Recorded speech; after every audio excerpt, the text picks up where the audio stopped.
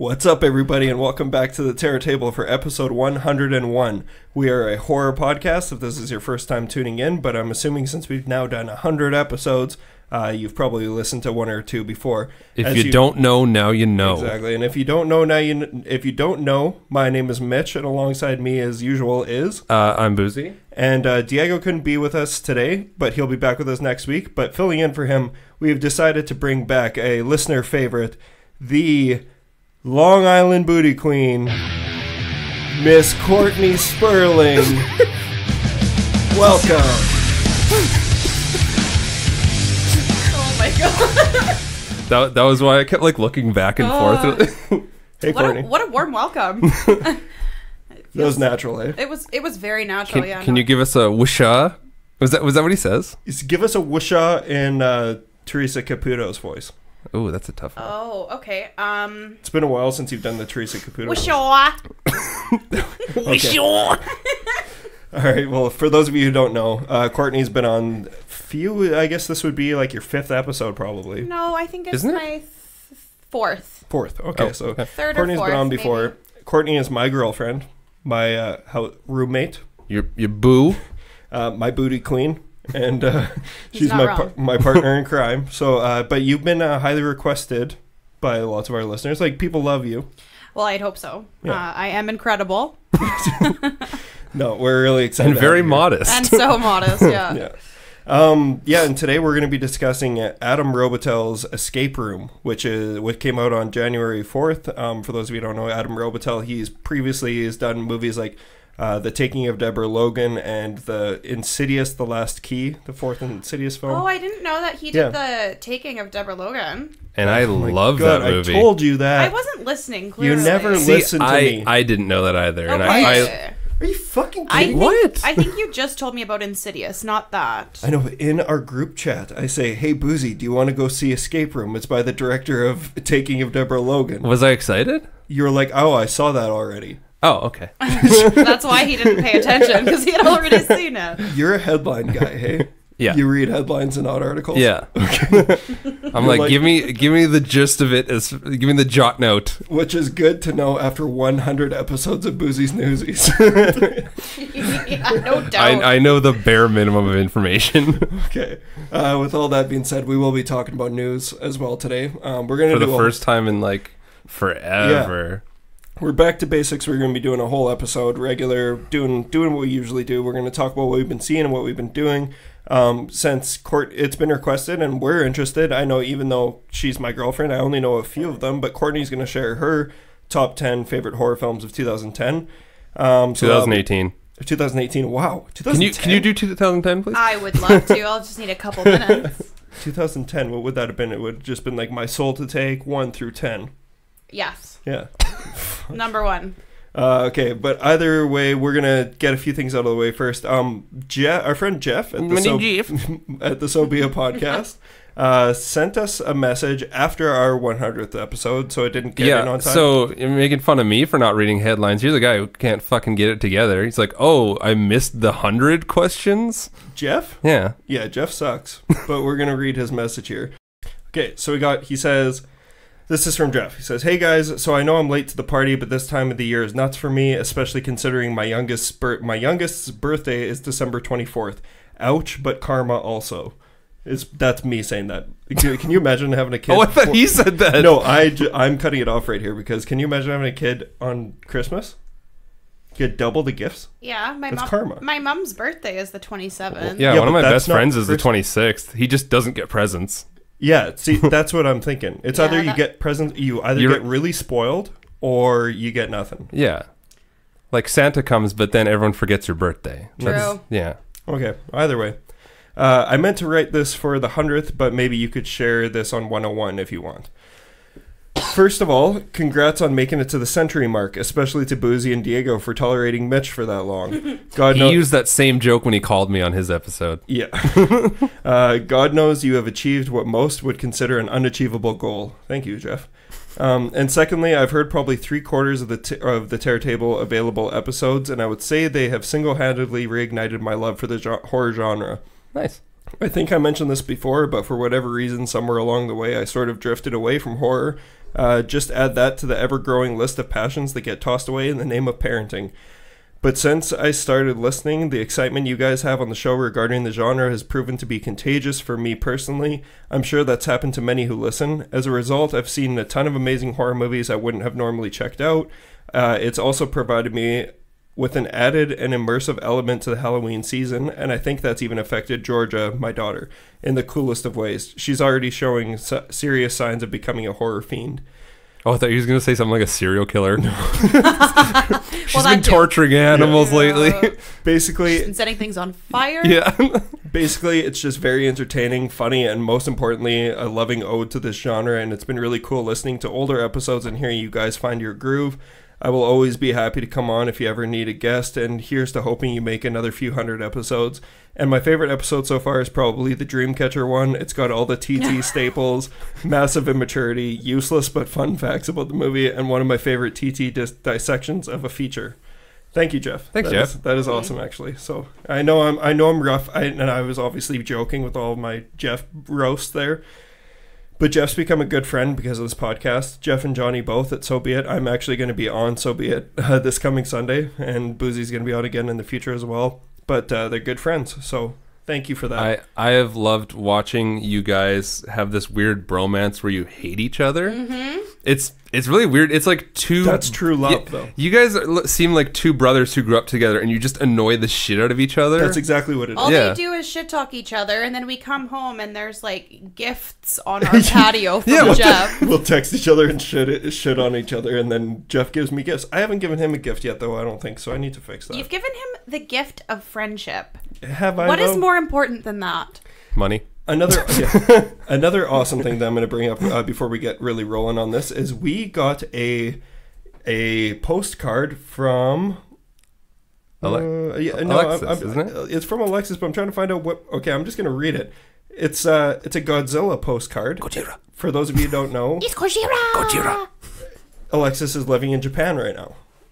She's been living there. Or she's going to be living there for like. I the wonder next if 2 like years. tourists are like making up like 100% of that market. Do you think anyone who's actually there is like, oh, check out this cool postcard? That is like the coolest postcard I've ever I seen. know, This it is cool. Okay, so I'm going to describe it here. It's Godzilla facing a giant wave, but it's holographic. It's so cool. It's awesome. See, Super Japan just does everything better than we It ever does. could. I'm going to read this. It says, Dear Tear Table, and then it has, I'm pretty sure what is Japanese writing up top. Well, Yes. she wrote it. Namaste. Konnichiwa. Congratulations on 100 episodes. I can't believe I've been listening to your dick jokes for 2 years now. Right? For real, though. Thank you for sharing your love and good taste for horror movies. I'm looking forward to the day we can get together and watch/discuss a movie we all love, aka Not the Nun. Proud of you boys for doing what you love. Sending love from the birthplace of Godzilla. Alexis, and then another Japanese writing, and it says, P.S. Diego, come visit, please. So I'll show that to him next time he's here. And then it's got my address. It says, to Mitch Oliver, 6 feet. Okay. What? That's good. Were you about to read your address? Yes, he was. And the funny thing is I came home from work one day and I was like, oh my God, that's so cool. Who gave us that? And then I was like, oh, of course, it's Alexis. I'm like, wow, that's so nice. I'm like, wait a minute. She messaged me for our address and I had completely forgotten about it. That was an awesome surprise. That was Yeah, really nice. it's really nice. I think we're really gullible because that's happened to all of us, I think, where they'll just be like, hey, what's your address? And we'll say it and then like not think anything of it. Like Like when Mitch asked me how tall I was because Yeah. he was building me a coffin that fit my size. And I was like, oh, I was building her 'cause shelf. stuff like that doesn't just come up regular. Like, hey, man, let's talk about our postal codes. Exactly. yeah, but then you forget about it. Yeah, exactly. One last thing before we get going, and I want to give a huge thank you to Bryson and Megan for sending Courtney and I a merry little Christmas card. Oh, it's And so cute. It's a beautiful cute. picture of Bryson and Megan and their 2 boys, and it's an awesome. It's going to hang on our fridge year round. Yep. So Aw. it'll It's really be here. cutie. So thank you guys. Yeah, thank you so much. We really appreciate that. And I'm going to message Megan personally because I don't think she listens to this, but Yeah. she's awesome. So thank you. Okay, and moving on from there, let's go. Oh, one more quick plug. Former guest of the show, first guest of the show, Jason Hamill, and he was on recently. He's doing a GoFundMe page right now he's trying to pay off his student loans for film school, and in exchange for that, he is going Wait, this to... is in typical Jason fashion. Yes, you have to. If you haven't listened, it was our episode on Thirst. That was the most recent one. Give that a listen. But Jason is going to be getting a Godsmack tramp stamp tattooed on him in exchange for his student loans being paid off. So support a good man doing stupid things. So hope you reach your goal, Jason. I donated $5 because I'm not giving you any more than that. He treats his body as a temple. But one of those temples where birds shit all over. Yes. He's got okay. Anyways, we've been bickering enough. Let's talk about horror movies. Busey, what have you been up to? Do you want to go first, or should we let Courtney? Let's let Courtney, because we're always here. Let's let somebody who hasn't been here in a while talk about it. Let's hear about your top 10. Let's hear what you've been up to since last time you've been on, and your top 10s, and then because you and I have watched the same thing, so we'll tackle that after Busey. But let's talk about what you've been up to. Like in general in life. Or horror related. Courtney, what have you been watching on this horror podcast that we are currently doing? Yeah, but I don't keep track. I don't write them down. Mitch knows. Okay, there's got to be like some that stand out outside of your top 10s. Last time you were on the show was for Bryson's episode, which was on May 10th, 2018. Oh my goodness. It's been a long time. Well, I've been reading lots of really awesome creepy books. Do you want to hear a couple of Let's them? hear See, there we go. Hit us with that. Yeah, so I haven't been reading as much as I'd like to, but the most recent book I finished, well, that was kind of creepy, was Flowers in the Attic. Classic novel. Classic by V.C. Andrews. Is it actually classic? Because I've never heard of it. No, it is. Okay. It's never heard of it. It's about like kids locked in an attic, basically, by where they should evil mom/grandmother. It's I've wanted to read it for Would years. you recommend? 100%, yes. Yeah? It's a little I don't want to. You need to go too much into it. Let's sell it. There is 2 movie adaptations of it as well. Oh, okay. Another one I read was the first book in the trilogy by Stephen King. The first one's Mr. Mercedes, and I'm reading the second one right now. It's Finders Keepers. And these are all and then the connected? Third one. Oh, what the heck is it called? I can't remember what the third one's called, but my boss actually lent them to me. And you know how Stephen King books go on for like 7 to 10 chapters longer than they should? These books are actually like perfectly written. Okay, so he cuts the fact where he talks about Maine for 2 hours. Yes. Yeah. So these ones are actually like End of Watch? Crime. End of Watch. Yes, that's the third one. So I highly recommend Mr. Mercedes, and that's actually a series now as well that you can watch. And see, that's crazy. I briefly told you about this, but I've heard nothing but bad things about that series. I don't know, like the book series the or books, the. yeah. Oh, I love them. Yeah, I love them. I also read I Know What You Did Last Summer. Yes. Which was a fun. Which is nothing like the movie, right? Nothing. And it's 200 pages, and it's just like. I think you talked about that last time you were on here, I but think you hadn't read it yet. No, but I think I was so excited to show Busey that I had it. I also read A Head Full of Ghosts by Paul Tremblay, which, I mean, was super awesome. And we have the other one. What is it? Cabin at the End of the World? Cabin at the End of the World, Paul Tremblay. So I'd be very interested to read that one. Probably in my top of this year would be I'll Be Gone in the Dark. Yeah, everyone's talking about that. Michelle McNamara, obviously. It's about the Golden State Killer. It's incredible. Another one I read was The Chalk Man. Which Lana... You got me that for my birthday. I'm having such a tough time figuring this out if you would have read that by the time you were on last time. I think you had. I updated in March, so I think I would have read it. Yeah, because you love that book. Yeah, and right now I'm reading another recommendation by Lana. Thank you. Is this the Christmas gift that I gave you? Yeah, and it's called My Sister the Serial Killer. And I'm only a couple chapters in, but the first chapter hooked me immediately. The first chapter is called Bleach, and it's basically about how bleach does and does not do a good job of cleaning up blood and disinfecting. Ooh. So it started off pretty hype. And I'm really excited to finish it. That's awesome. Yeah. So if there's your favorite book of the year, do you have a favorite? Or did you already say that I'll Be Gone in the Dark? I'll Be Gone in the Dark. Yeah, absolutely. It's the most beautifully written crime book that I've ever read in my life. Yeah. Like, I'm so sad that I didn't get to read anything else by her. I don't know if she wrote anything else, to be honest, but and she didn't even finish the book. Yeah, right? Patton, her husband Patton Oswalt finished it up. Well, and some of the Oh, other that's people. that one. That's Okay, Yeah. cool. Golden State Yeah, Killers. yeah. Oh my god, it's incredible. Like she was the most beautiful writer. It was She such, discovered she busted it. Yeah, Yeah. that's so cool. Yeah. It was such a treat to read. So yeah, I'd say that's my number one. She of the talks year. about a small dick a lot, I heard. Yeah, I love that when I read That's that. one way to like get a guy Yeah. who's like wanting Fuck to be you, man. notorious. You got a small dick. Like he's gonna read it and like, that's it. I'm coming out of hiding Yeah. for this. Well, Yeah, what she did? yeah, wild. Settle the normal size. Cool. What about movies? Let's do your top Let's 10. hear these top 10s. I'm Okay. actually waiting. Let's I'm do- excited. I had a really tough time because there was so many movies that we watched this year, and I felt like lots of them were sort of mediocre. Yeah, let's talk about that for a second. So, like, because I don't think you and I have even really talked about this in depth, because I always just come on the terror table and do it here. But I just want to bring up the list of ones that I was excited for and that kind of let me down. Can I do that? yeah, Sure. but I also just wanted to ask you about the year in general. Okay. Like, so for the most part, like, did you think that this was a strong year in horror, or now that you were making your list, did you find it hard to narrow it down to 10?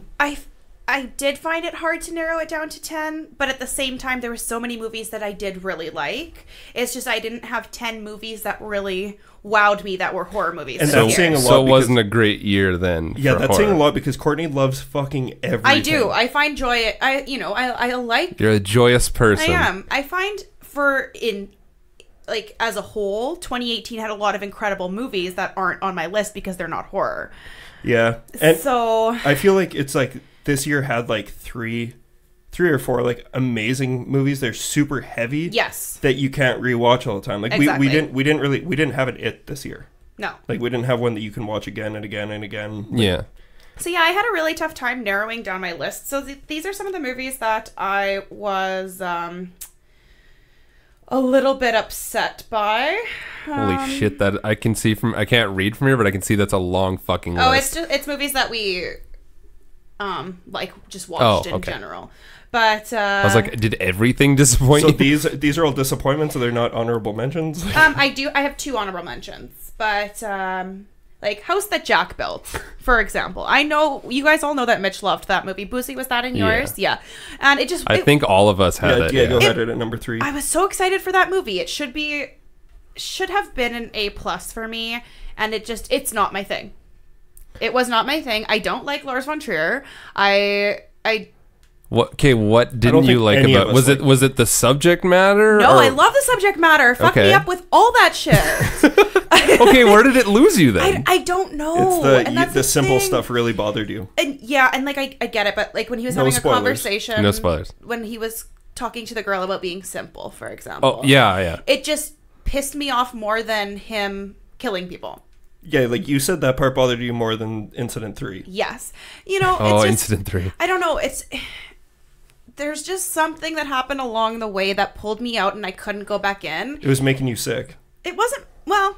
Yeah. Not really, but it was shocking, and I like shocking, and it was about a serial killer. What else do I want? Yeah, it's a perfect movie. It didn't work well for me, and that's okay. Maybe I can mansplain it to you sometime. Shut the hell I was up. gonna say, is that the problem? Is that it's too much of a man movie? Maybe. Yeah. Well, no, that's the thing. I think it's just his- super fucking sexist. and Yeah. that's super what I was misogynistic. trying to allude Yeah. to. Yeah. And I know that it's like, is he doing that on purpose, or is he just that much of a fucking... No, he's 100% doing that on Exact- purpose.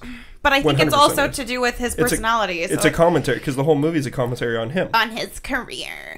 And I don't like it. I just feel like he's smart about like poking people. Like Yes. he got exactly what he wanted out of Yeah. Courtney. 100% Do you know what I he mean? did. Yeah. 100% he did. I think he actually failed with us. Like just- with us liking it so much. Yeah. I He's just- like, oh damn. I wish I could have liked it. Yeah, okay. Another one that really let me down was Hellfest.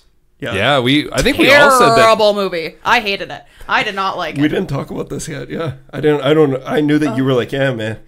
No. What was the other one that was the same? Bloodfest? Yeah, Bloodfest was fun. I would rather watch Bloodfest 100 times over than watch Hellfest. Which is what man. Mitch said last Yeah. time. Well, not quite to that extent, but you said No, Bloodfest was I better. enjoyed Bloodfest more.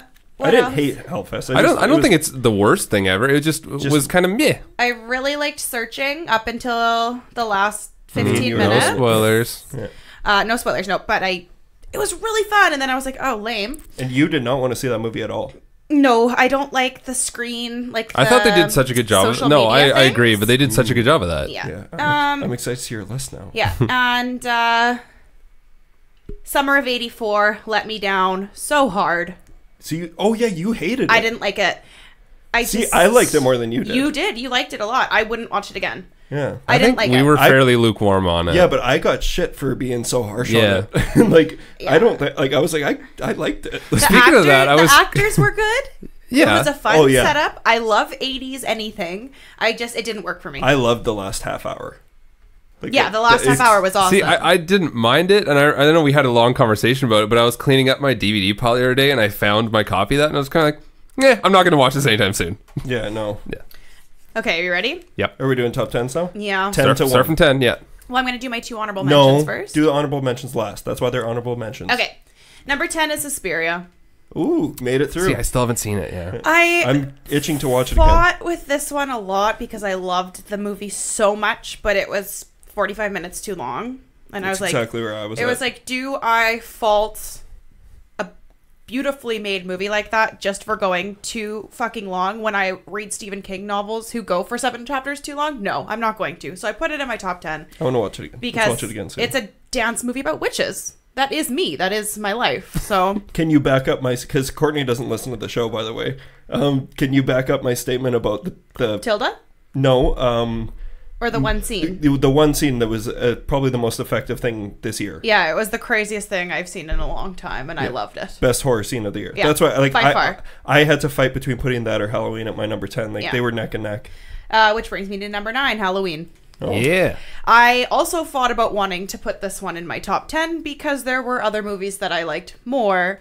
But then I remembered just how happy I was to be in a theater in that realm again. Yeah. And there were so many things that I did really like about it. I think Mitch didn't like it as much as I did. But the one scene where she's like in the car freaking out watching his I love that scene. being taken out of the max security or whatever it was. I was so emotional. Like I couldn't imagine it. So that's number 9. Number 8, Pyewacket. Yes. Yeah. I think that was my number 8 too. That movie creeped the hell out of me, and I think you know what scene I'm talking about. Yep. We all had the heebie-jeebies. Heebie-jeebies, and I wasn't expecting it to be... I don't know. It surprised me. It's because it wasn't that scary, and then at the very, very end, it was so fucking scary. Yeah. Number 7 is Overlord. And there's another thing. This movie was not at all what I was expecting. I wanted the whole thing to be Nazi zombies and blah, blah, blah, blah, blah. But it was so much more than that. And I think I ended up liking it a lot more because of the direction that they took it in. It just took me a while to think about it. Yeah, we're definitely dating. Because we agree on that. Number 6, The Predator. Yes, and that was my number 6 I'm too. the only one who didn't have that on my list. Honestly, that could have been easily top 2 or 3 for me. Me too. I think it's so much fun. We just rewatched it again a couple weeks ago, and I already want to watch it again just because it's so much fun. Thank you, Lee Beckman, for Lee. I forgot to mention that at the beginning. Courtney's sitting right in front of it right now. We have a full official one sheet of The Predator 2018 in the podcast room now. Yeah, where it's the skulls making the skull. Oh, it's the best. Predator skull. It's awesome. I fucking love that movie.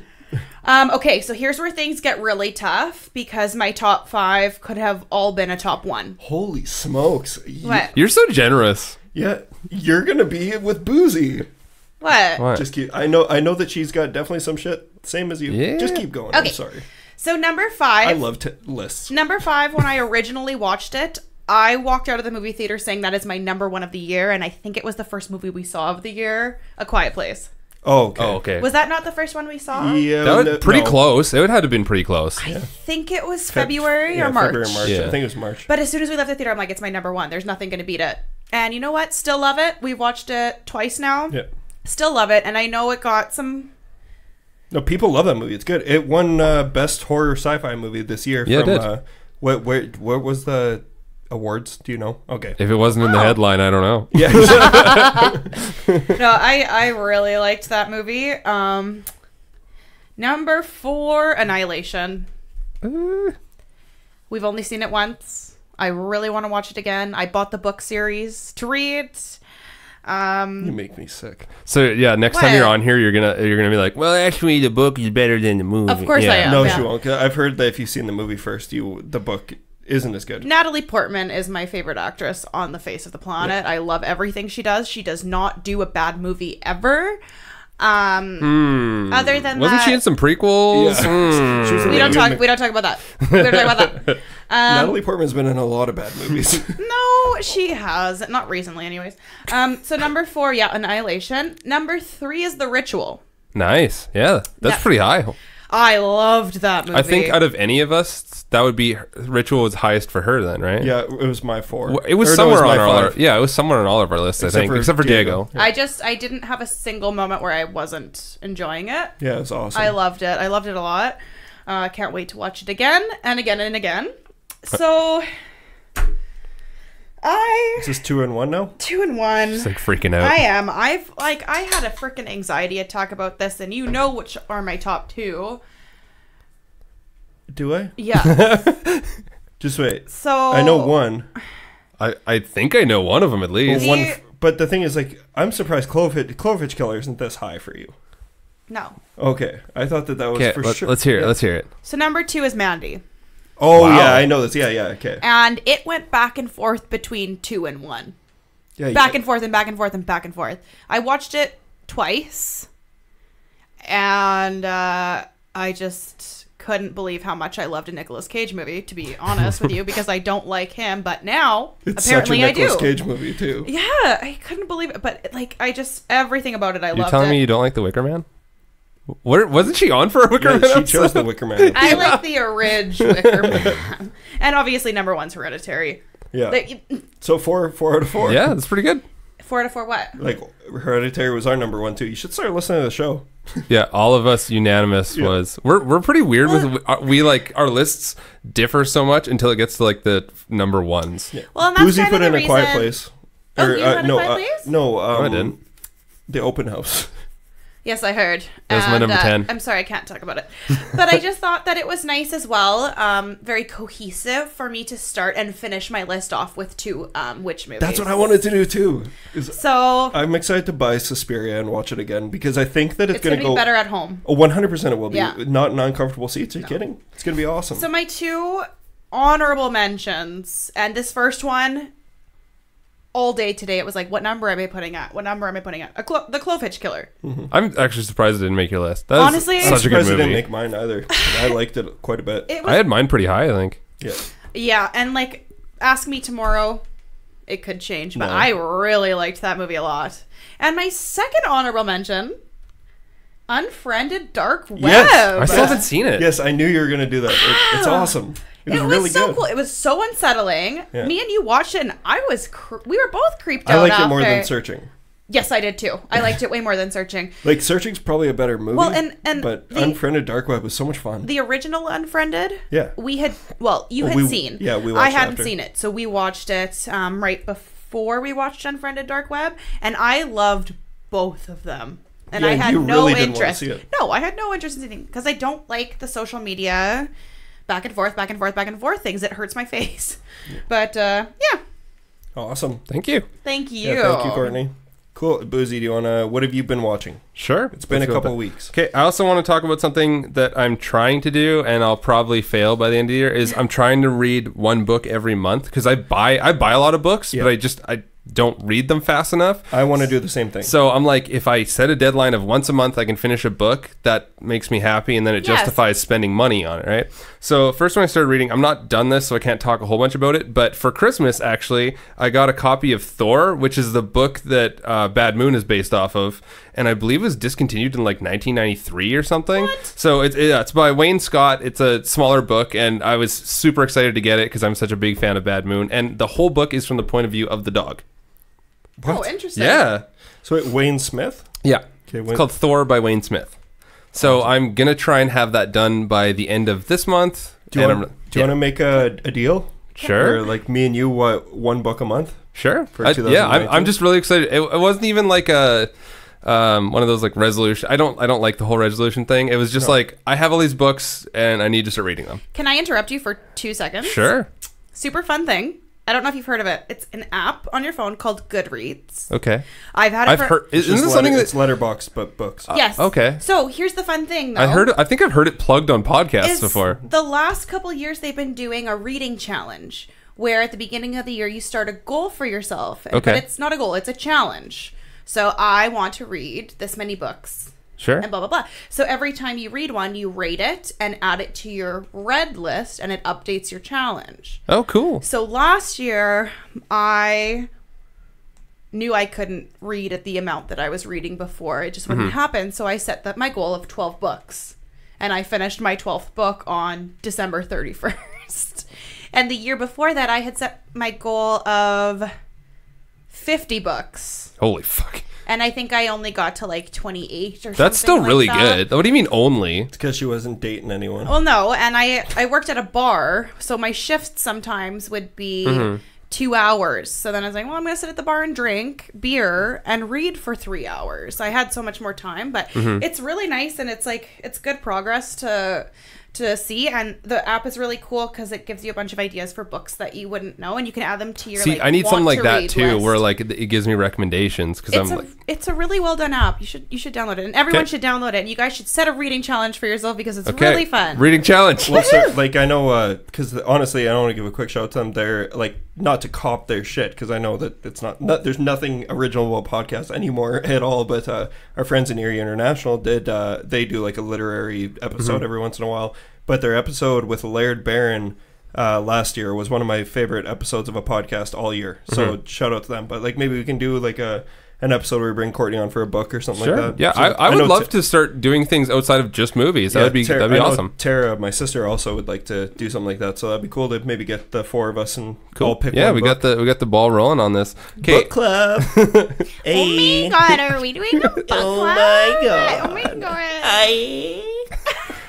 okay, I'm gonna go on to what I've watched now. Now that you guys got that out of your way. First thing I watched, Ghost Stories. It's on Netflix. Is it on Netflix? Yeah, We watched it.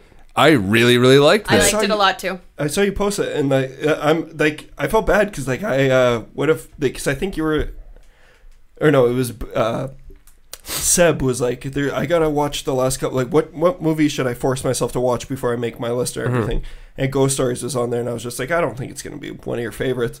And he texted me back. He's just like, he fucking loved Ghost Stories. Yeah, I actually hadn't really heard anything about it. I remember seeing the poster for it and thinking it was couple cool. different posters. Yeah, like they have some really cool artwork for it. But actually watching it, it was so good, and I can't even say like which story out of them was my favorite because they're all fantastic. I think the first one was really good. Which one was that one again? It's the one in the hospital, I think. That's it's the No. night shift Yeah. security guards. Yeah, it's kind of like Session 9. Yeah, that was Oh, it was it's like, really it's like good. the abandoned Yeah. building thing. I felt like it like didn't like and I know that's a thing, that's a problem with like most anthologies, but that one, the whole wrap up really bothered me. I have found that I really like anthologies, and I thought I hated them. I can't remember even how this movie, like, that's why really like it is the biggest left turn you'll see in a movie. I don't want to give it away, but they so literally you liked the wrap up? yeah, they did something I'd never seen before. Yes, because they make it seem like it's going to be that thing that pisses you off so much, and then it's not, right? Yeah, and then it flips everything. I really enjoyed Maybe that. I need to watch it again. Let's do it. Yeah. Okay. I also watched When a Stranger Calls from 2006, and I take a lot of flack for liking it, but I really like that movie. Lizzie, I've never watched it to completion. Really? It's fucking horrible. I like it. I think it's great. Is that Camille girl or whatever the heck? Yeah, she is? like didn't really have much of a career. No. Caterpillar Eyes. Yeah. Yeah. I think But you like it. Yeah. So I'd probably like it. I think You it's would. just because it reminds me a lot of, and this is not to take it that it's directly involved, but like Urban it's legend.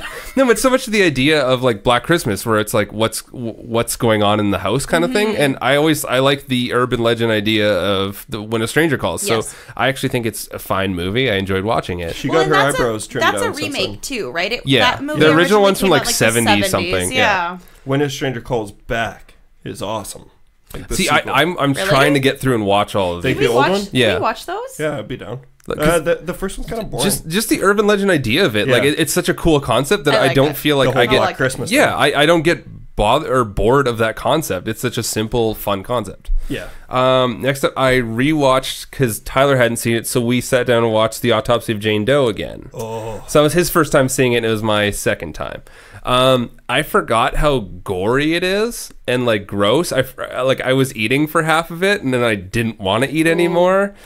Yeah, because they go like hard with the autopsy stuff. Do you still like it? Yeah, I do. I So like good. it a lot. I didn't finish it. I fell asleep. Shut the fuck up. Really? You still haven't finished it? No. Courtney, I watched, like, that's when we first started dating. I watched it 4 times that week. Yeah, of course you did, because I wasn't there. That's a really good movie. I definitely recommend good. it. And they're so good at setting up all the tools that they're going to use throughout the movie. They show them all at the start, and they explain why they use all of them. So I like that a lot. I kind of hate when movies just throw things in like this because it's scary. There's no like reason for it. Yeah. You know what I mean? I also like the dynamic between Emile Hirsch and Brian Cox. Yeah. Even though this was like right around the time Emile Hirsch was beating up his agents, female agents. Oh, I didn't know that, but He chokeslammed his agent when he was drunk. well, maybe it was for the world title. Next thing I watched Black Mirror. I watched the movie thing. Bandersnatch? Bandersnatch, yeah. And? We started it, but For myself, it's not great as a movie.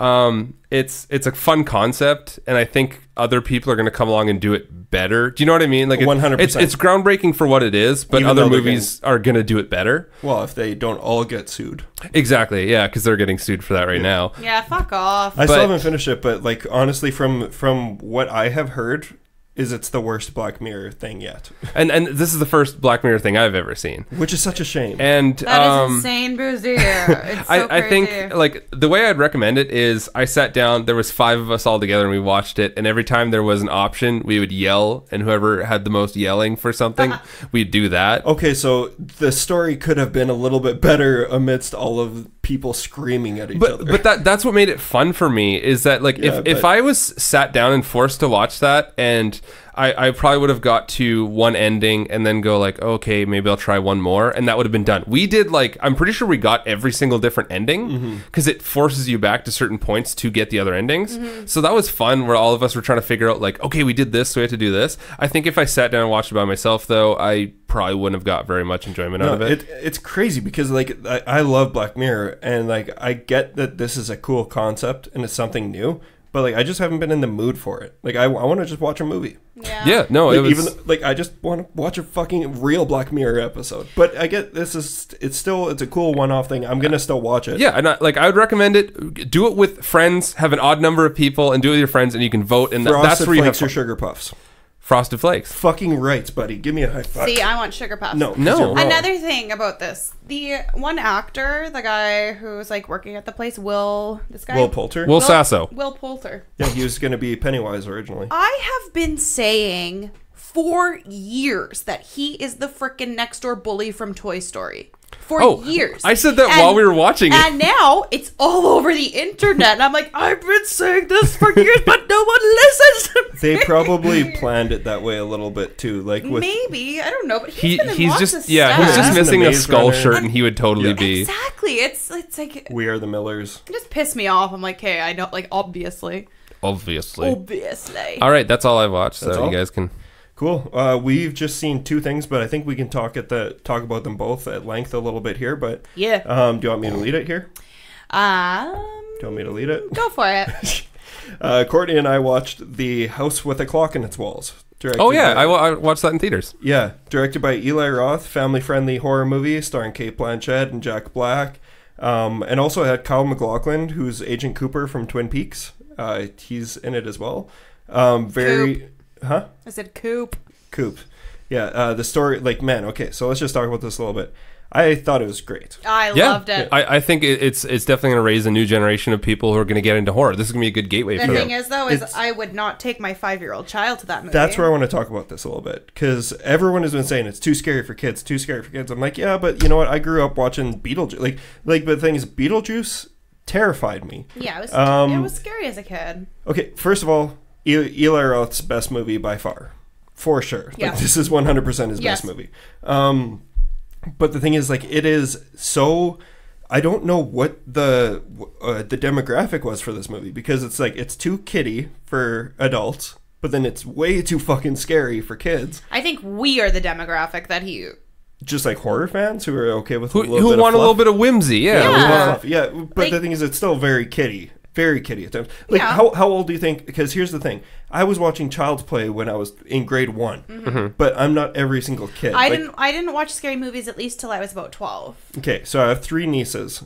When would you show? Because I guarantee you that this would fucking destroy Gracie, my oldest one. I would not show this to Gracie until she was 10. I was going to say 10's like a good... 10 is perfect. Yeah. Yeah, because like 10, because that's even while we were. But the thing is, the first half of it, it's like, what are people talking about? Like it's not. Yeah, of course it's all the creepy stuff happens in the second half. But then it gets like real fucking scary. Like, well, and I just couldn't believe it. Like, this isn't a... It's not scary for me, but like, you know what I mean. Yeah. I don't think this is a spoiler by any means, but like Cate Blanchett, her character, she's a freaking Holocaust survivor. It's like, it gets, I don't know if that's so dark. It's like, I wonder how her family, like... Yeah, but I mean, kids aren't going to look that deep into it. No, but as a... Yeah. You know, I was like, like I got so sad, and it's so there's so many things that are so dark that as a kid you wouldn't understand. I think, and that's where it adds layers for the adults watching. Exactly. Like, this is one that, say, the day that we do have kids and they're like 10 years old, or depending on if they're into this kind of shit or not. I would love to show that to a kid. But yeah, so that, like, something like that is kind of like a storyline where the adults will pick up on, where like the kids will be more interested in that coach that barks. Yeah. Like, that's 100%. Yeah. I love the pumpkins. Yep. The pumpkins are so cuties. But there's that little snake guy thing. Holy and okay, like without like any spoilers, there's like a Benjamin Button scene. Do you know what I'm talking about? Yeah. Oh my god. I was like, I don't know if I'm terrified or that's hilarious. Well, there's like the whole Jason Hamill war montage that happens. I love how Jason Hamill's a verb now. Yeah. I thought like everyone was perfect in that movie. Yeah. I thought like the kid was kind of, I don't know, cutesy enough that you're like, you can relate, I guess. Yeah, Do you know what tell he's going to be a star. Yeah. He's going to be a star on Broadway. Yeah, but like that was fun, and like I think Jack Black's character was fun. Even when he like had like the darker moments, he felt very welcoming, and I think that helps a lot with kids' movies. He actually didn't just Jack Black it all up the whole time. Very true. Which is like what you're expecting, because like that's the thing too, is it's like he's kind of shooting himself in the foot by doing a movie like this and Goosebumps, like because they're both. That's what I thought. Very similar subject. Thought to be similar, but things are actually quite different. Yeah. But I thought Jack Black and Cate Blanchett's chemistry was awesome. Yeah, that was probably the best part. Their bickering is funny. so funny. Yeah. She's like, stab me in the ears whenever he talks. I'm like, oh, girl, I get you. Yeah, and like there are some like even like there's some like transformation scenes. Like it's kind of like it's akin to like a Harry Potter movie in the sense of like the scary parts. But like the thing is, okay, so let's talk about this though, because I watched Child's Play, John Carpenter's Vampires, Friday the 13th, all that stuff when I was a kid. Didn't scare me at all. I watched Beetlejuice, which is geared for kids, and it fucking ruined me. Ernest Scared Stupid was the most scared I've ever been from a movie. Ernest Scared Stupid. When I was a kid, it's like, and I think it's because they're marketed for kids, and you're led to believe that it's going to be a safe thing for you. Yeah, your brain's geared towards I'm in a safe place with this. This is for kids. Yeah. So and then but the thing is, like, the troll in Ernest Scared Stupid is the scariest fucking thing. Like, that's way too scary for kids, and like that's what like I feel like the house with its clock in its walls could be an Ernest Scared Stupid for kids at some point, because like there's like a certain image in this movie that was like really goddamn creepy. I liked it a lot, but I don't know. I want to know what you guys thought about it. Yes. Yeah. I just thought about myself as a child, and that one thing in the forest, I was like, I don't think I could have handled that. So like my only problem with it, and it's something I totally understand, so I won't like be upset about it, is it felt very rushed at the ending. Like they had to wrap it up as quick as possible. Yes. And I get it because it's for kids, but I don't know if you can always use that crutch of it's a kids movie, so it's allowed to. Do you know what I mean? No. Don't get me wrong. I don't think it's a perfect movie or anything. I was just like, it was just for what it was. For what it was, it was enjoyable. Like it's a 3 out of 5 for me. Plus, like, how many like spooky kids movies do you get anymore of that same kind of ilk? No, we're not in the days of Hocus Pocus and stuff anymore. You know, it could be a Hocus Pocus for some kids somewhere though. Like it was good. I liked it. Good job, Eli Roth. That's the only time I'll say that. We hope not. Okay, and then going on from that, just one more thing. if you were to ask me what are 3 things that you get, okay, what's one thing that you for sure would never see yourself doing on a Sunday off? Like a Sunday that I have off, I got nothing to do. At the top of the list would be binge watching Netflix's You. I don't even know what You is. You don't know what it is? No. Courtney, do you want to take it away? I would love to. Okay, so we are 8 episodes into You. We watched 8 episodes yesterday. So the main character is the main character from Gossip Girl. He played Dan Humphries. Penn Badgley. Penn Badgley is his name. Yeah, that's his name. And he's also in John Tucker Mustache. You're pretty much just saying gibberish to me, and I'm... Yes. But that's exactly why I had a hard time convincing Mitch to watch it. But it's about a guy who's basically a stalker towards a girl. He's in love with a girl and he stalks her. So it's basically like a 10-episode swimthon. Okay. Right? So obviously that's exactly what I want to watch on a Sunday. Sure. But people are describing it as Gossip Girl meets Dexter. Yeah. So we went to a friend's house on Saturday, just quick for a couple drinks. And every single one of them was like, you guys, you need to watch You. You need to watch You. And so we put it on yesterday, kind of whatever. If we don't like it, I'll Courtney finish was going to love it. Yeah, she would I was love going to love it no matter matter what. But it was like, if Mitch doesn't like it, then I can finish it by so myself. this has turned into the new Bird Box. We've shifted from Bird Box to You now, where No, everyone You's been out before Bird Box. Yeah. But how clever is this? What are you watching on Netflix right now? Oh, I'm watching You. Get it? Okay. Because it's about a stalker. I'm going to leave. Yeah, I'll take over here for a quick second. So You is a show that I had zero interest in watching. Gossip Girl, of course I'm not going to watch it. I'm not 12 years old. I'm not a 12-year-old girl. There's nothing wrong with people who like... No, but... You make fun of me all the time for watching Gossip Girl. Yeah, no, okay, but here's the thing is like, it's not for me. No, of course not. It wasn't... No. Yeah, like it's a book written for teenagers, is it not? Yes. Okay, so like of course a lot of people still enjoy it, but there's no reason for me to want to watch a show like this where people are comparing it to Gossip Girl. But then the whole Dexter thing, I was like, yeah, that sounds interesting. Like Dexter was good for like a season out of 10. But this show has Lou Taylor Pucci, who plays the guy with the glasses in the Evil Dead remake. He's also the main character in Spring. Oh, okay, yeah, I know what you're talking about. Okay. Yeah. And yeah, basically, I thought I would really hate the show, but I end up being pretty into it. It's really cool. I like it. The thing is, though, it is very... I don't want to say teeny, but I do think the demographic for this is... it like Scream? No.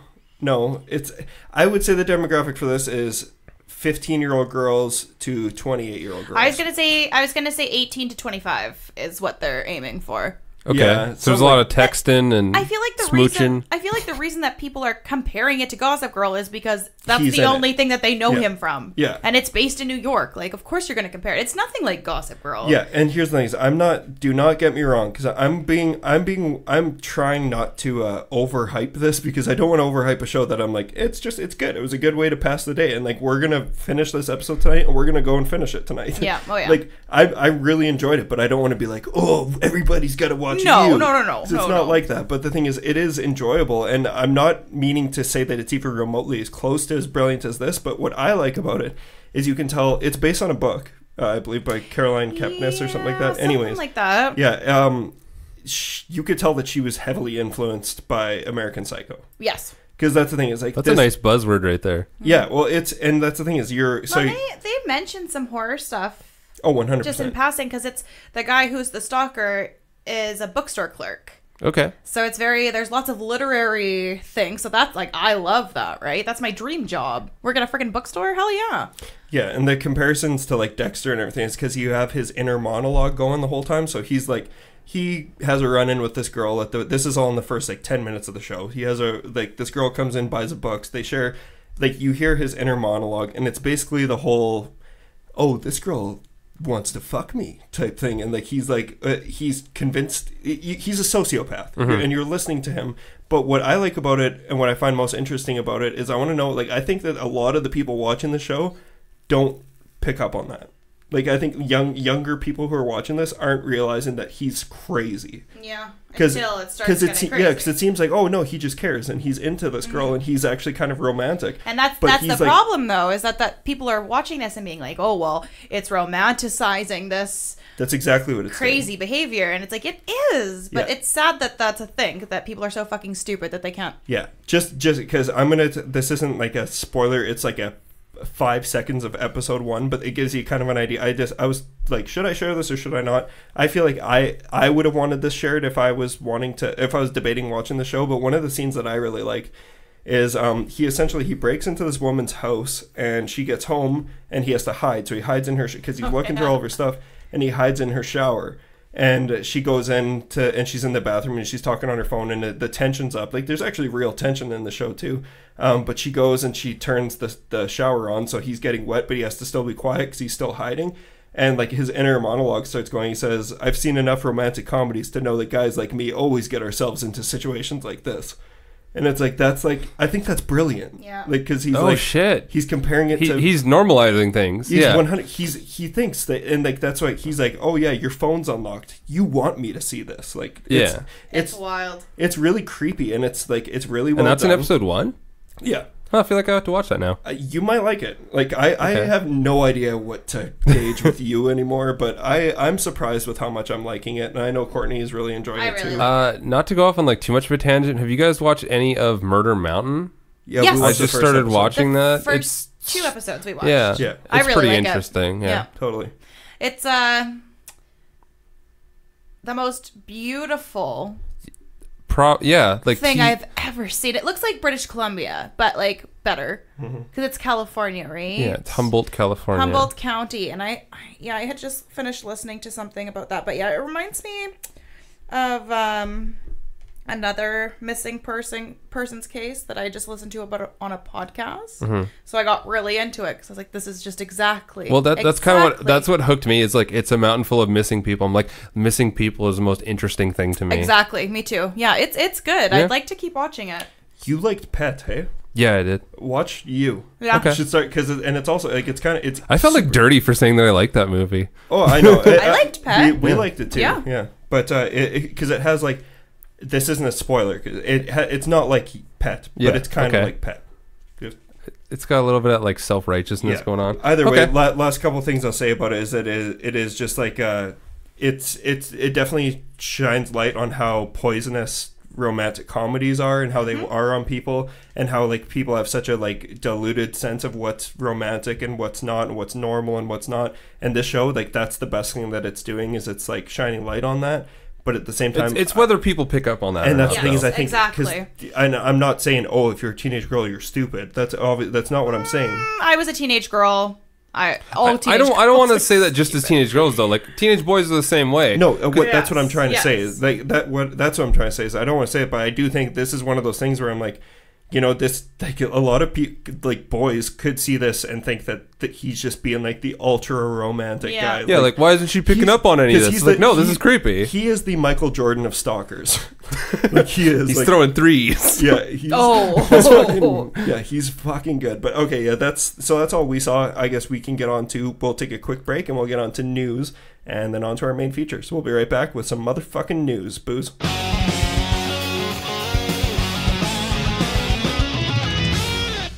Welcome back for what feels like the first news in like forever. This is the first one of 2019 at least. Woohoo!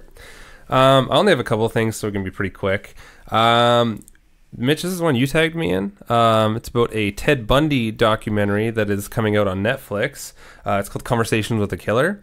Now, usually I'm pretty stoked for serial killer documentaries anyway, but this one really caught me because they'd mentioned that there is audio that hasn't been released before of him before he was put to death. So that's kind of interesting to hear about, because he kind of like flipped towards the end after he had been caught, and he was saying that pornography was the reason. Oh, shut the fuck up, Ted. Do you know what I'm talking about? Like, yes. Classic Ted. Well, yeah, he kind of like, being this like stone cold killer, and all of a sudden he's like, it was pornography that made me do it, blah blah, and he flipped in prison, and he just Did you watch the trailer? I did not watch the trailer. I just read about it, and I was very interested. I saw the tag, but work was so insanely busy today that I didn't even get a chance to open the article. I just liked it immediately because it was Ted Bundy. Yeah. So it's just weird hearing him. Like, I'm gonna spoil one part of the trailer. I want to watch the trailer, but trailer. by the time I saw you tag me, I was like, oh, I have to get over to actually podcast. Yeah. In the trailer, even he says at one point, he's just like, I'm just a normal guy. And it's like, just hearing those words come from Ted Bundy is like really haunting. But what makes this one so interesting, though, for me is that, because like obviously true crime has become like, it's an empire at this point. I love it. I'm so happy. Like, yeah, I'm like so happy. It's awesome. We can't get enough of good true crime, but there's so much garbage out there. But what I have faith about in this one is it's directed by Joe Berlinger, who is the director of the upcoming Zac Efron movie, the extremely wicked, shockingly evil and vile. They should have put a better name that's a little bit easier to. I know, but but whatever. That's I kind of like the name though. Like, with it being so. That seems more like a tagline and less like a title of a movie. There's also a woman who's been doing a documentary on Ted Bundy as well. That was in the news a little bit ago, but she just needed help with like funding or something like that. I don't know. Frick. I like because hers sounded really, really cool too. Yeah, like this one's coming out through Netflix, which is cool. But also like the fact that it's Joe Berlinger. Like Joe Berlinger, he did the Paradise Lost films, like the West Memphis 3 movies. He did the Metallica, some kind of monster documentary, which is fucking hilarious. Yeah, it is. Unintentionally hilarious. Yeah, but it's amazing. Like regardless, he did an incredible job with that movie. Like it is an unbelievable movie. I just like I could listen and read Metallica all day. I know, me too. Ted Bundy stuff all day. Like The Stranger Beside Me's book was so good. Yeah, no, and okay, so Joe Berlinger also directed Whitey, the United States versus James Whitey Bulger. I need to see that. Yeah, it's really good. Oh my god. Yeah, oh my god. But he also directed a movie called Blair Witch 2 Book of Shadows. But that's it's not his fault. But he is the one who, like, he was hired to do it. They did that movie within a year. Yeah. Like, it's an anomaly. But I am excited to see him try out like an actual narrative film again, like with Zac Efron. So I'm really looking forward to that. But so that's Conversations with the Killer, the Ted Bundy tapes. And it's coming to Netflix on January 24th. Hell yeah. And this kind of little tie-in, just because it's things we talked about today about serial killers, and then again about reading. There's actually a book out right now, I believe, and it's called A Serial Killer's Daughter. And it's by Carrie Rouson, who is BTK's daughter. And it's yeah, and it's all about like her growing up with him and not knowing anything about this, because she was 26 when he got caught. So she'd spent her whole life knowing it's just your dad. So I think imagine? that would be I think that would be a very interesting book for me.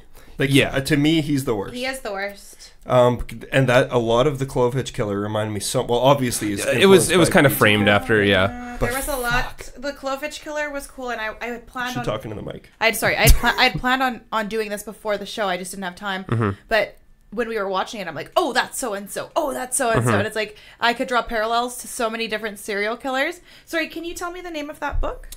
Oh geez, sorry. A Serial Killer's Daughter. And it's by Carrie Rawson, which is Rawson. So yeah, go check that one out if you can. That one's really interesting. Thank you. That's so cool. Next one. This is Mitch. Something you'd kind of already mentioned, but yeah, the owners of Choose Your Own Adventure are suing Black Mirror over their newest thing, which is a weird thing to sue somebody over. I don't know too much about it, but I feel like they're going to have quite a tough time doing it, considering how many other people have Goosebumps did it for years. Yeah, exactly. Aren't they seeking like $27 million in damages? Probably. Yeah, because they're really hurting, right? Like how many people like video games have countless times. It's a weird thing that you can be like, this narrative is something that we do. It's like, no, that's the common narrative. You can't take that away. Because the video game thing is so true, isn't that always you get to one point, you do this or that? Yeah. What about Until Dawn? Like that. Yeah. And like fucking so many things before that. Fable. Like. Really? The next one is New Line. I believe I talked to us a little while ago. Has said that they're beefing back up to be horror. Because A24 and all these other Blumhouse is taking over the title of being kind of like the horror ones. So their way to get back in is rebooting Final Destination.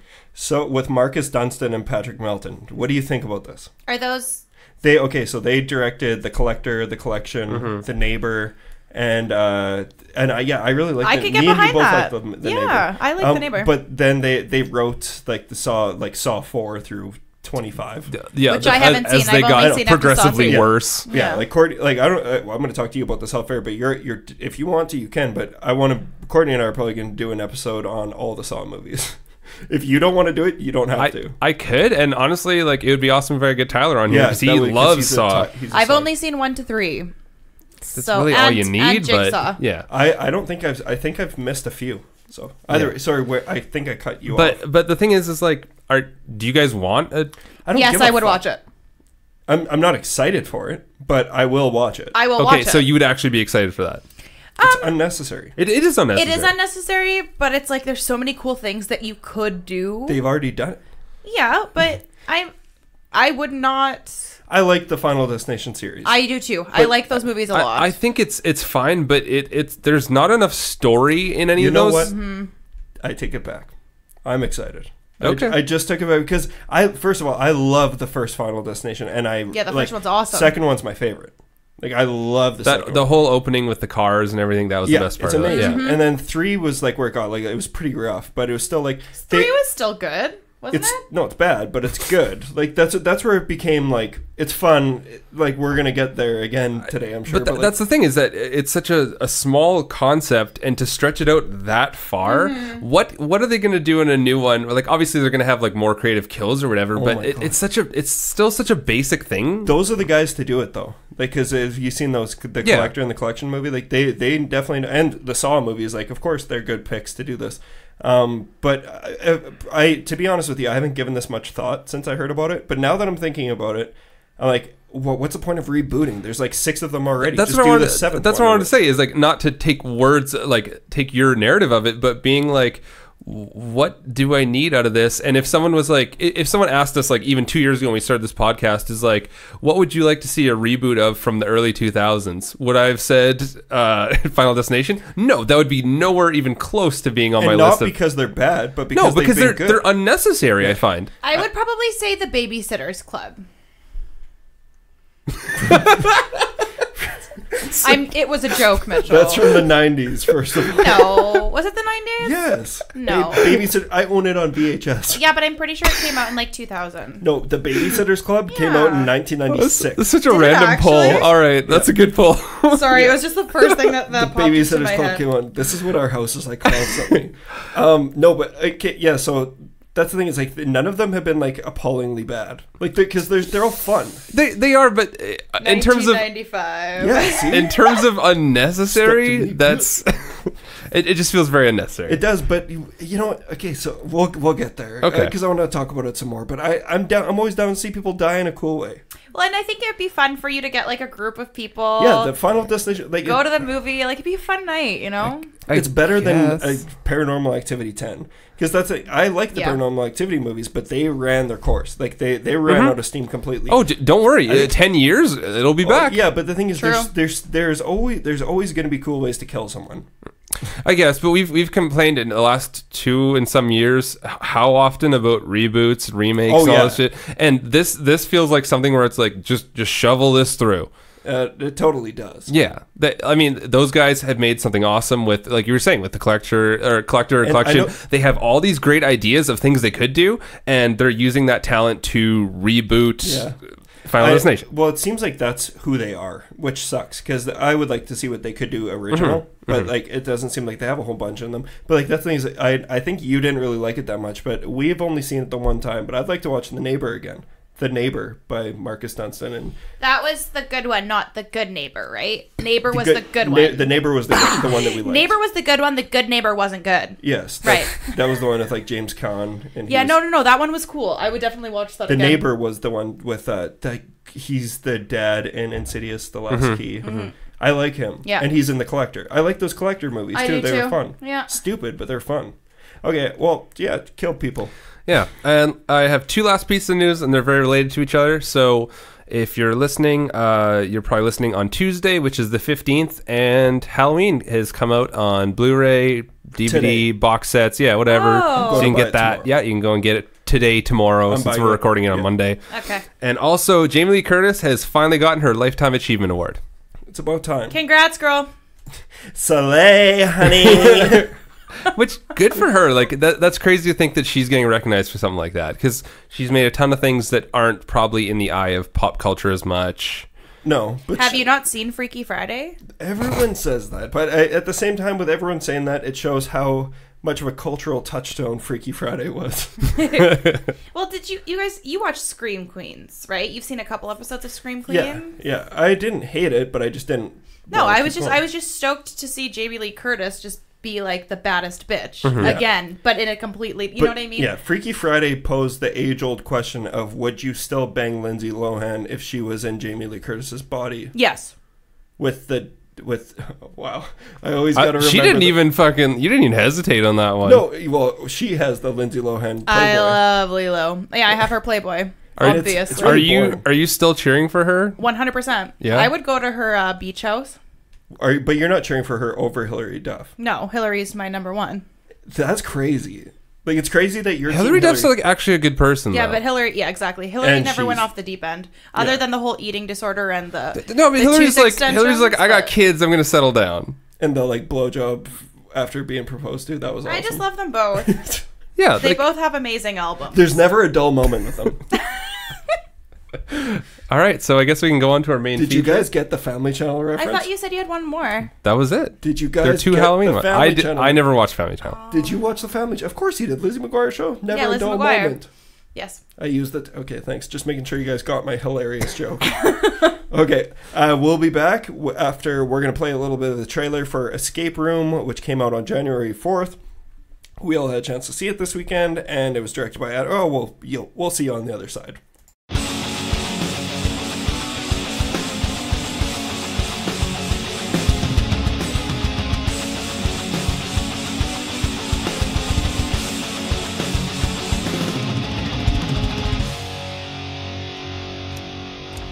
You want to control your life, but life isn't a science experiment. You can't contain your world forever. Try doing one thing that scares you over break, okay? Yeah. This serves as an entry voucher for Minos escape rooms. Be the first to escape our most immersive room yet. And win $1 million. So, when does the game start?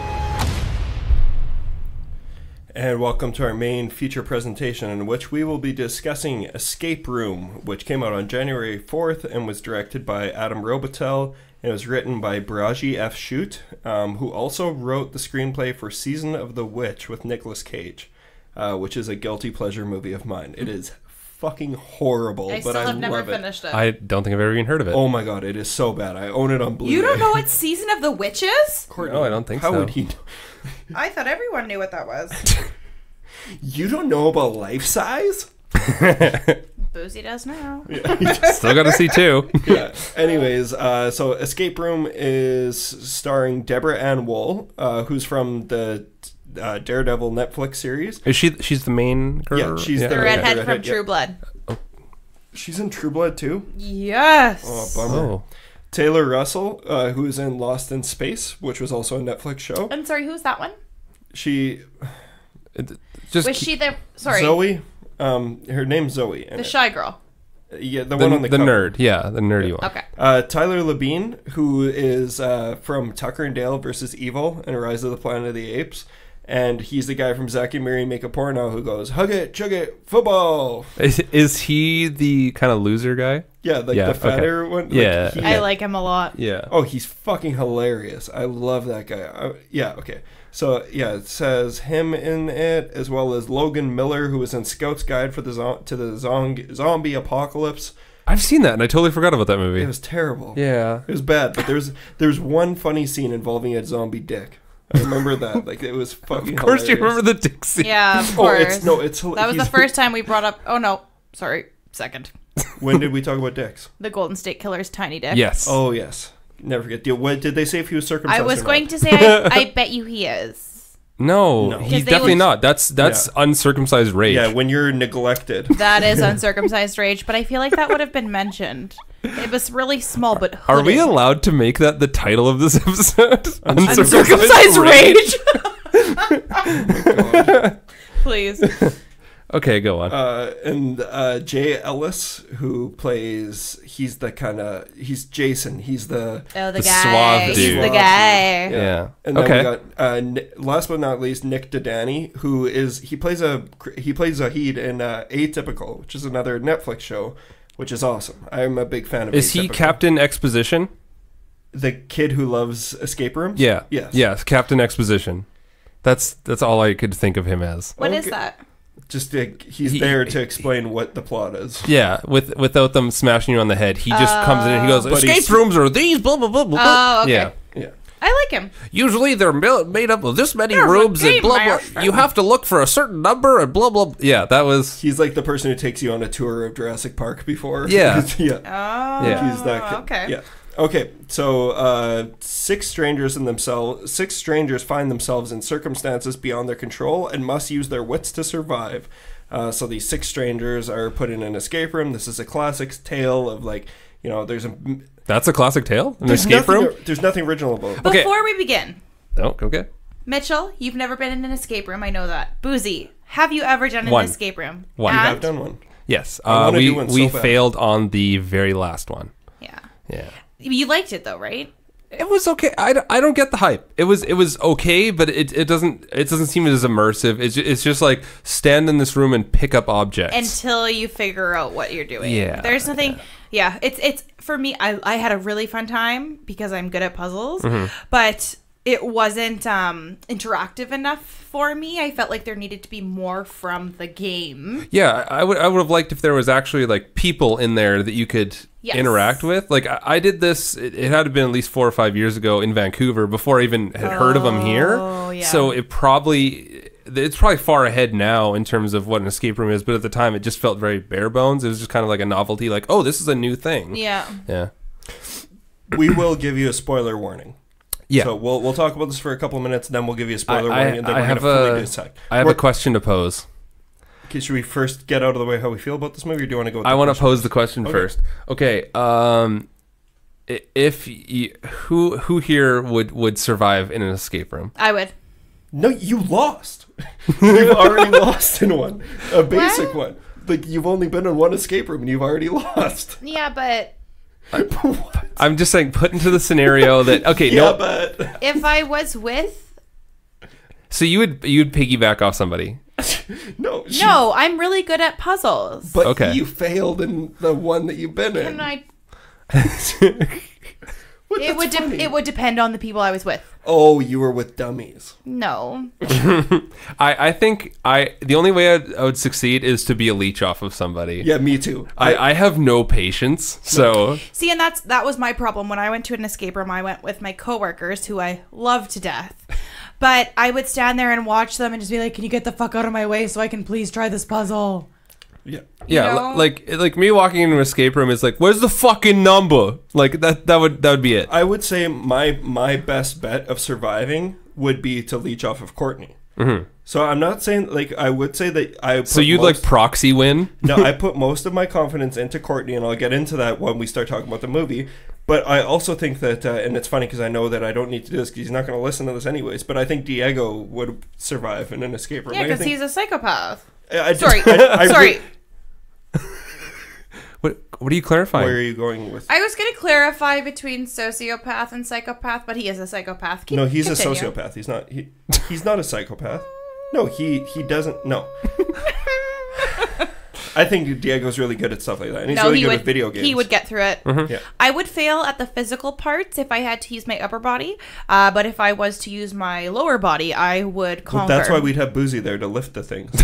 See, I'd be really good if Yes! someone's like, if I didn't Hey, have you to figure big shit dumb out. meathead, go. Yeah, pretty much. If someone was like, "Oh, I figured it out. You just have to climb over there and do this," I'd be like, "Oh, I'll do that part. Like, I want to be part of the team." Yeah.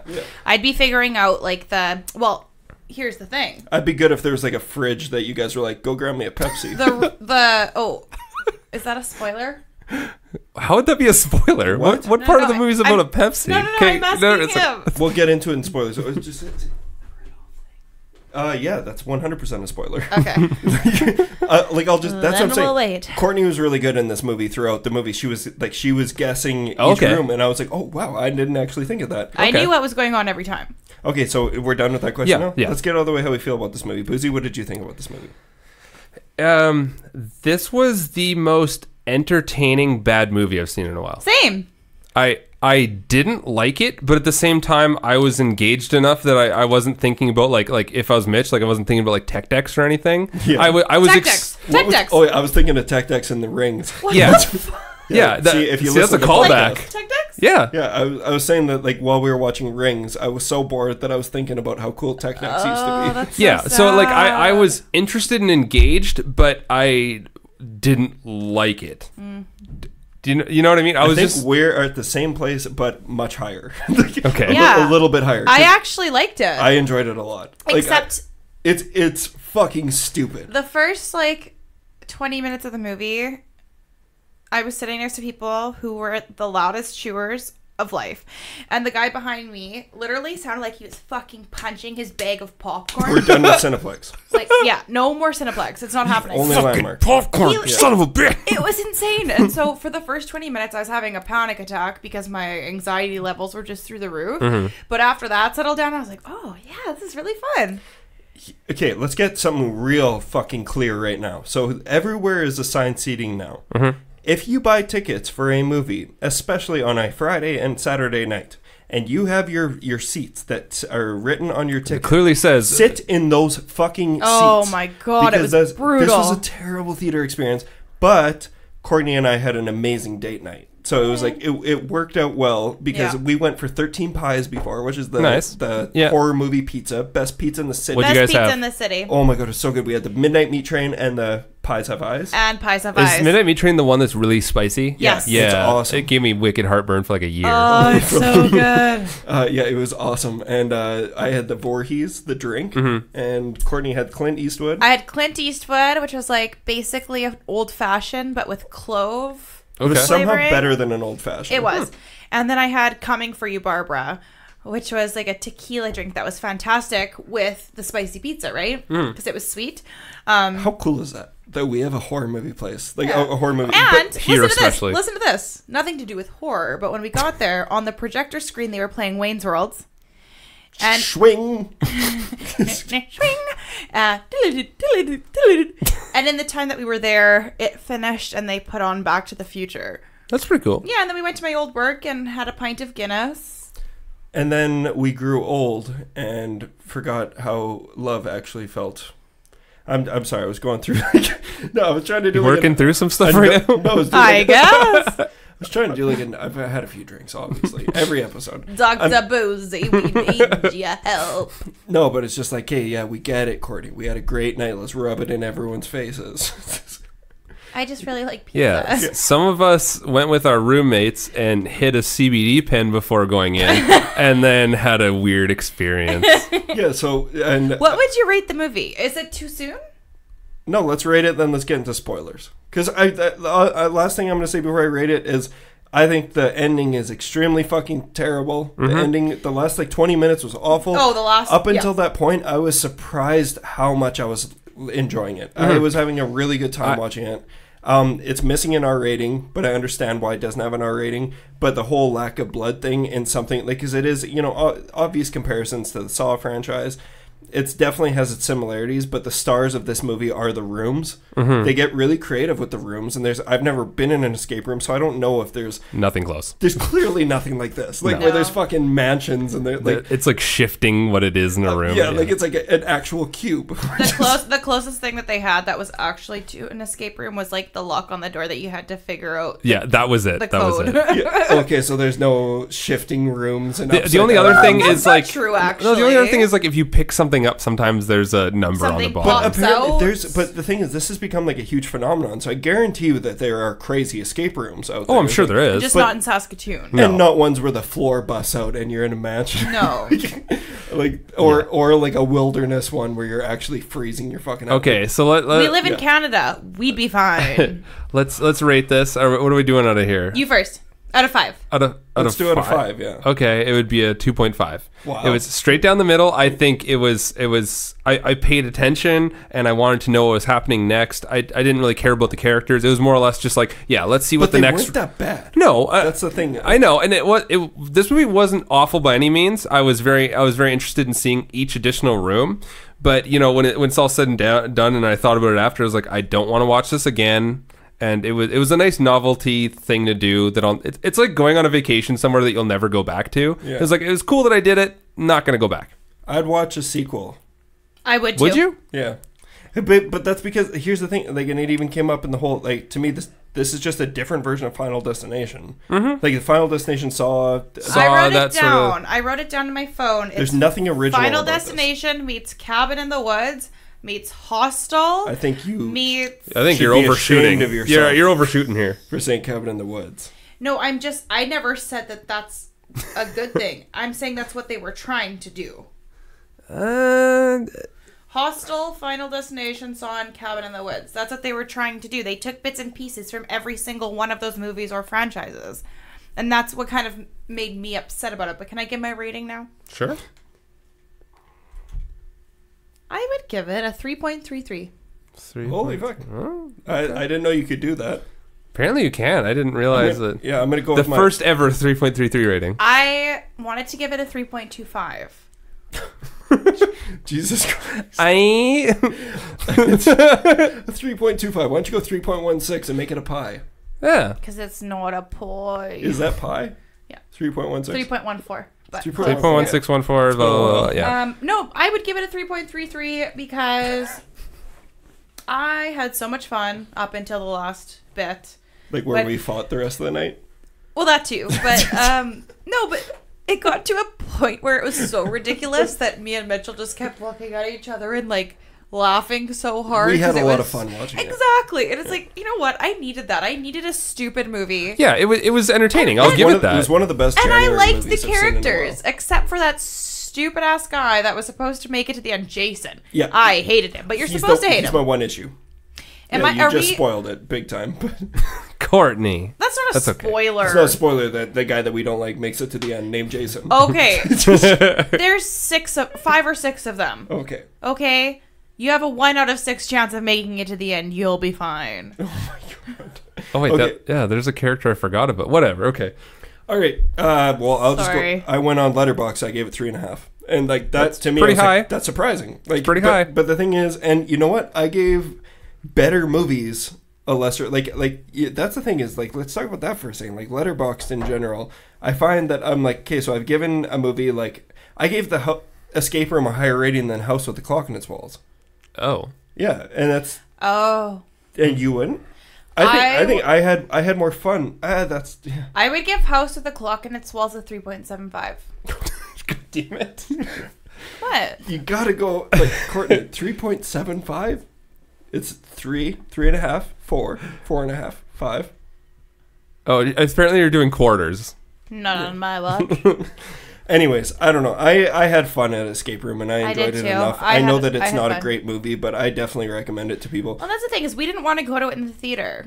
Yeah. Right? It was like, I don't really want to waste my money on it. I'll wait until it's on Netflix. But then I'm so glad we went. We went on cheap movie night, so I can't complain. It Nice. was Tuesday, so it was cheaper. But Absolutely. And you know what, guys out there, if you haven't seen it and you it's fun. Yeah. don't want to spend $18 on a movie, go on cheap movie night. Yeah. Yeah, or catch it when it comes out. Like, I'm not saying that this is a movie you need to go see in No, theaters. no. But yeah, it's not like, I think that there's much worse things that you could do with your money than go see this. Like, And I think so too. the one thing I'll say that This the isn't a benefits, buy-by-man, no, stuff no, like that. definitely not. I think the thing that benefits it is, I would say, even if I watched this movie alone and I wasn't with anybody, I probably still would have had an okay time watching it. I would have liked it by myself I wouldn't as have. well. Yeah, I wouldn't have turned it off. It was really well paced and it was really well directed. Like, I think Adam Robitel is awesome. I know that you fucking hated Insidious: The Last Key. Mm-hmm. We both But liked it. I think that movie is like, and I get, because that's just not normally. That's not my thing. I Yeah. do agree that it's a well-made movie. It's just not my thing. Yeah, but that's fair. even that one, I think people were worried about being too nice about it because it was like a fourth Insidious movie. And I thought that he directed the fuck out of that movie. I thought he did a great job, and I really like that movie. There's a few, but like, you could tell that this Escape Room was not a passion project for Adam Robitel. It's just a cool he did a good job with what he was given. Well, that's the thing too, is that I like about this movie is, say for example, like Truth or Dare, or those kinds of movies Yeah, where this you is take Casablanca compared to Truth or Dare. right, but where you take something that's popular in the culture that's going on right now and social media and blah blah blah blah blah. You know what I mean? It's like you take that and you try and make money off of it. And Make it that's a horror fine. movie. Well, yeah. But Escape Room is actually something that's like, yes, that is something that's happening right now, but it's not shit.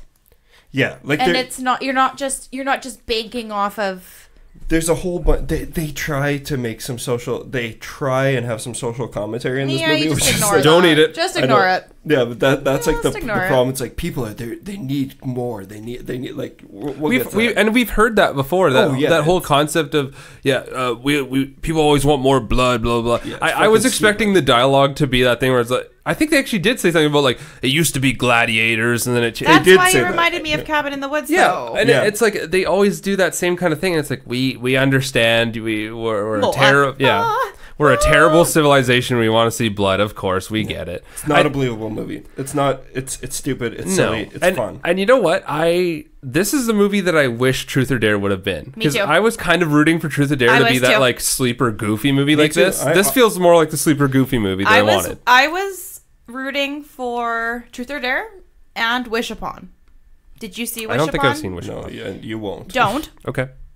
But I never want a movie to fail. No, I've neither. never been like, fuck yeah, this movie's gonna suck, and I'm gonna love shitting on it. Like, to me, what's the point? You're spending your money on this. So I'm like, I don't know. The fact that I'm like, it's a January, like, for let's talk about January horror movies for a second. Like, The Forest was one that came out a few years ago. This was a billion fucking times better than The Forest. Who? The Forest.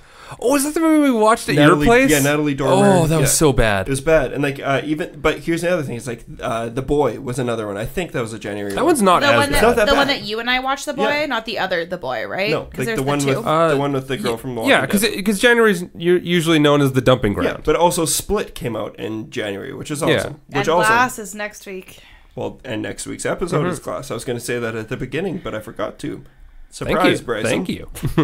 Yeah, but I don't know. If you guys want to get on spoilers, let's just quickly do it. Yeah, Because so- there's not really much to spoil. No, we've already said everything. I will start off with spoilers if that's okay. Okay. It's to everyone who, if you don't want to hear spoilers, turn it off now. We'll see you next week for Glass. Otherwise, we're going to talk about... Yeah, Diego will be back, Supergirl. and we'll be discussing Glass, so make sure you go out and see that. And yeah, we'll be back next Tuesday. Yeah. Yeah. So, and I'm gonna give you a countdown from 5, 4, 3, 2, 1. Spoilers. Go, Okay. Courtney. Go.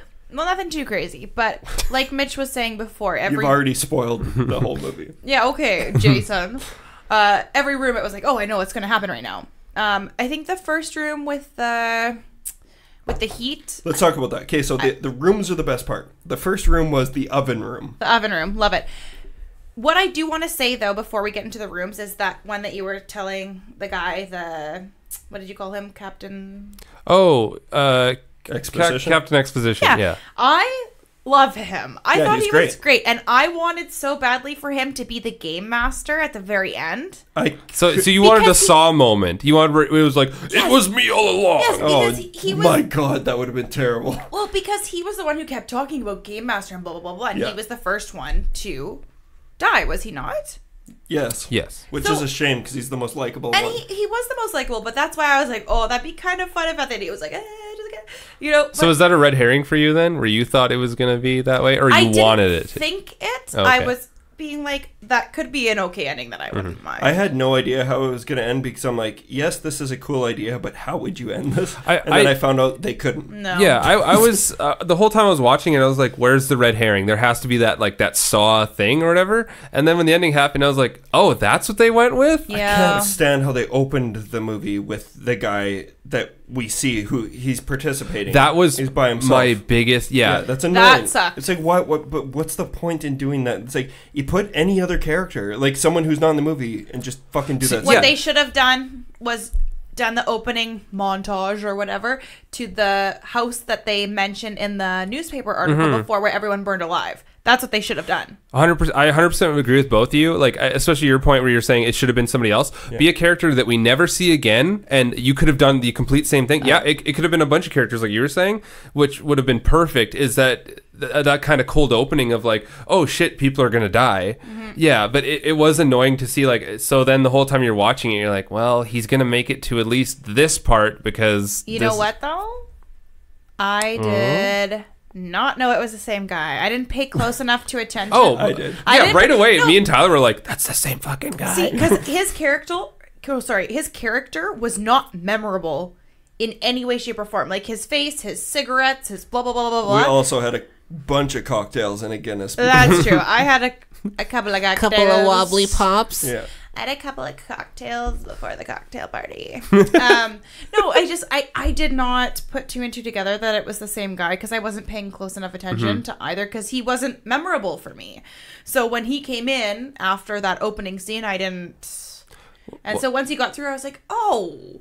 I mean, some of the stuff was very predictable though. Like you have the cocky businessman guy. You're like, of course he's not going to make it, and of course he's physically fit comparatively to everyone else. You're like, of course he's going to be the calculated one that turns on everyone because he's the businessman. Yeah. And that's the thing where I give this movie credit is I think that he was the only ultra shitty character in the movie. Like, because he was the only one that I actually couldn't stand actively. Yeah, he was the only one that was not likable. He was terrible in any way. And then they gave some people weird stories. Like he was a bad actor. Did we need to have the girl with PTSD and then show all of a sudden these Iraq flashbacks? You know what? In a movie like this, you do. I feel like they could have went about it where they're just like, oh, you know, they didn't have to show all that shit. I felt like they could have literally just been like, yeah, I was in Iraq. For hers? Hers, yes. That's where it's unoriginal. But the thing is that they gave you all these scenes where you're supposed to connect with that character, and then to have her die off so quick after, because you're expecting her to be she should have stuck around because she was like the best actress out of all of them. You felt like she could have been a lasting character. I was okay with her dying, but if it was later in the film and that she helped kind of that nerdy main girl, I felt like that would have served the story better. Well, and one thing I found too was that they were doing those flashbacks way too fucking early in the movie. It's like, whoa, can we just calm down and get through some fun rooms first? We don't need to be doing those flashbacks right off the bat. Like, it was confusing at first because I was like, what? You know, I just could have waited. And then I feel like sometimes they missed out on doing flashbacks where you were left guessing. Like, and specifically, this would be room 2, where the red jacket, and you see the one guy go like, that's a red jacket, and you don't. That's where you cut immediately to him on that boat with his buddy, because they didn't do that till way later. So you're going like, oh yeah, that guy was wearing a jacket, and that's the same jacket. You should have cut to that immediately. Well, and that room was so easy to decipher too, because as soon as you see the thing, what was the clue again? Oh, I don't about Rudolph? Oh, Rudolph the Red-Nosed. It was a 7-letter word, and it was all the second reindeers. I saw it, I looked at Mitch, and I'm like, Rudolph. Yeah, and I was like, oh, I wouldn't have thought of that. And then the second we saw the compass, I'm like, oh, north is a lie. Yeah, like, that room was just so in your face. Did they ever explain how the fuck they would have known that he was singing Rudolph? That confused the fuck. I was like, were they in the vehicle? Because he was singing it. He was singing it around Christmas when he killed all of his friends in a drunken. I see what you mean. The Game Masters. How the fuck would they have known that? No, they didn't go into that. I would Unless it was in the police report. He's like, I was singing Rudolph, and then we died. They wouldn't have fucking known a thing. Though, like it's not like it's an omnipresent. Like, I'm pretty sure if he murdered all of his friends, he wouldn't be like, yeah, I was driving and I was singing Rudolph the Red-Nosed Reindeer. I just really love Rudolph. Yeah, but see, like that thing where like it served the story, and until after you're thinking about it, you're like, why the fuck would they know that? Yeah, they wouldn't know that. So that's stupid. But the thing is, this movie's he's a escape room. Survivor. Yeah. This movie wasn't trying to be that smart. No, and then the other, I'm just pointing out problems, but I did enjoy this movie, is that it felt like towards the end, because they were doing such a good job of like, this character did this, and that's why this happened, and then especially like the mining guy, I feel like they started horseshoeing him at the end. They're like, this character needs a story. Let's, they did a mine thing. You know what I mean? Where some of the characters were thought out, where like they had an interesting story. Like the shy girl. Exactly. I liked her. I thought she was fine, but you also know she's going to be the last person at the beginning of the movie, right? And she had all the fucking corny lines about being like, "I'm the only one who I always survive." Yeah. Oh, it's what? Well, because she survived her whatever. I've already forgotten. What her I feel like was. her character should have been replaced with the PTSD one. Not that the other girl would die, but that she would be the one taking out the cameras, and then the three of them could have survived. I would have liked them to have those two girls together. Because it seemed like such a stretch that the nerdy girl who overthinks things is all of a sudden bashing cameras and all this shit. But that's why they started in her stupid quantum physics class or whatever it is at the beginning. Also, sexual tension with the teacher that never went anywhere. Very true. I was expecting a little more out of that. I don't know if this is too early to step in on this, but how hilarious was the drug scene? Yeah, My favorite part. Oh my we were the Snapchat filter room. Yeah. Yeah. Okay. So they get into a Snapchat filter room, but it's a drug trip. Like And what? no, the- but they did you notice that all the walls are fingerprints? Yeah, and It's fingerprint wallpaper. And then it was like they were on LSD, and there was on the TV there was static or something. I don't know what the fuck was It going made on. no sense. It was some sort of toxin that makes Oh, you right. In, Hallucinate. instant high and LSD hallucinate. apparently. And it needs an antidote. And I was like, whoa, that looks actually really fun. I'll have what he's having. And then the fucking guy right away when he finds the thing is instantly it says like per one use or whatever. Yeah, one dosage. He starts going like, oh, I found it. It's like, what the fuck are you telling this guy? Because he immediately attacks him. Well, and I didn't get that at first because to me it like reflected in the bottom of the drawer, so it looks like there was two doses or whatever. And I was like, oh, and then I was like, whoa. Okay, so what was our favorite room before we The get too acid far? room. I think mine was the cafeteria, the upside down Yeah. diner. Okay, I was gonna say that too. That I loved the upside. That's where I was really into the movie. Yeah. Actually, no. I'm gonna be honest with you. The moment I was like fully on board and I actually like looked over at Courtney, I was like, "Oh shit, that's dope." Was when the oven turned on. Yeah, right from the honestly- beginning. Like I was like, as soon as the room kicked in, I was like, "That's kind of dope." I like the oven room. I like the cold room. I but like not all as the much. rooms. But what? You didn't like the upside down one? Diner was 100% my favorite. No, What's I the did one you like- didn't like? No, I like them all. I don't know what was my favorite. I don't know. Yeah, like, because the only thing about the diner that I didn't like, which was also hilarious, though, is how the floor was breaking out and they're falling like 30 stories. Yeah. And like that's another one of those times where it's just like, I understand the whole PG-13 thing, but this like in a Final Destination, like when they're They would have rebooting been Final hitting Destination, their bodies over all the stuff. when it's Final Destination, it's got to be 18A. It's got to be R-rated. It's got to be fucking brutal. Like if you're gonna show us cool, if a movie's gonna fully rely on cool kills, you got to show us really cool kills.